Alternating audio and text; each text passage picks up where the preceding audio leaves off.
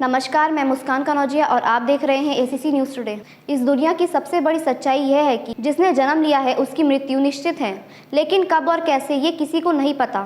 वहीं इस बात का भी कोई प्रमाण नहीं मिलता है कि मृत्यु के बाद आखिर होता क्या है। हालांकि बहुत लोग पुनर्जन्म जैसी घटनाओं पर विश्वास करते हैं, जबकि कुछ ऐसे मात्र मिथन कहते हैं। पुनर्जन्म को लेकर कुछ अवधारणाओं को भी गढ़ा गया है, जैसे पहले ही ईश्वर की आज्ञा से व्यक्ति किसी महान काम से फिर से धरती पर जन्म लेता है। दूसरी ये कि पुण्य कर्म की प्राप्ति के बाद व्यक्ति को फिर से जन्म लेना होता है। तीसरी ये कि कोई पुराना बदला लेने के लिए आत्मा फिर से जन्म लेती है किसी दूसरे शरीर में। लेकिन इस सब बातों का कोई सटीक प्रमाण नहीं है कि पुनर्जन्म बोलकर कुछ चीज़ होती भी है। लेकिन देश में पुनर्जन्म के दावों से जुड़ी ऐसी घटनाएं घट चुकी हैं जिन्होंने आम इंसान को सोचने पर मजबूर कर दिया है कि क्या सच में ऐसा होता है। आइए इस क्रम में हम आपको भारत के कुछ ऐसे मामलों के बारे में बताने जा रहे हैं जब पुनर्जन्म के दावों ने लोगों को चौंकाकर रख दिया था। मृत्यु से 8 साल बाद अपने परिवार से मिला बच्चा।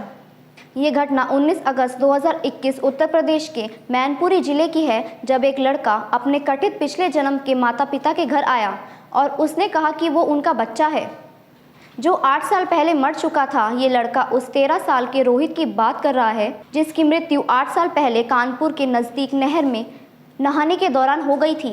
चंद्रवीन, जो कि पास के गांव में रहता है, वो प्रमोद कुमार के घर आता है और कहता है कि वो उनका लड़का रोहित है। उसने दावा किया कि उसका पुनर्जन्म हुआ है और प्रमोद और उषा देवी उसके माता पिता हैं। वहीं लोग तक चौंक गए जब उसने कथित पिछले जन्म के हेडमास्टर के पैर छूकर कहा कि मेरे सुभाष सर हैं। वहीं गांव वाले उसे उसी स्कूल में ले गए जहां रोहित पढ़ता था और उससे वो सवाल पूछे गए जिसका जवाब सिर्फ रोहित ही दे सकता था। जब चंद्रवील से सवाल पूछे गए तो उसने सभी सवालों के जवाब सही दिए।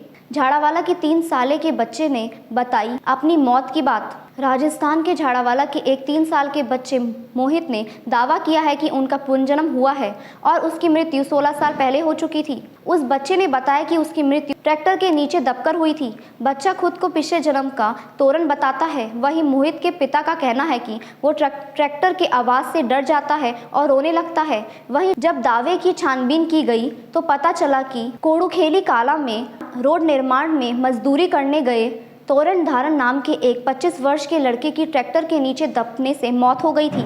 ये घटना इसी वर्ष यानी 2022 की है। पिछले जन्म की सुमन।